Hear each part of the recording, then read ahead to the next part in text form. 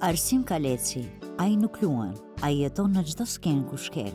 Me një shpirt të ndjeshëm dhe një prani që mbush hapësirën, ai arrin të shndroj fjalët në emocione dhe heshtje në histori. Për të, aktrimi nuk është thjesht profesion, por mision, një mënyrë për të prekur shpirtin e njerëzve, për të kujtuar se arti është dëgjuha më e thellë e njeriut. Çdo rol që ai interpreton mbart në ndershmëri, përkushtim dhe pasion të vërtet. Arsim Kaleci nuk kërkon duartrokitje, por sinqeritet, jo lavdi, por lidhje me publikun, sepse në fund arti i tij nuk mbaron kur mbyllen dritat e skenës. Ai vazhdon të jetojë në zemrat e atyre që e kanë parë dhe ndjerë. Ka diplomuar në Fakultetin e Artit dhe Dramës, dega e aktrimit në Universitetin e Tetovës më vitin 1999. Ka luajtur shumë shfaqje teatrore, në mbi 20 filma artistik të metrazhit të shkurtër, ku në 4 prej tyre ka bërë edhe skenarin. Ka luajtur në 3 filma artistik të metrazhit të gjatë. Ka bërë edhe punën e regjisorit në disa shfaqje teatrore.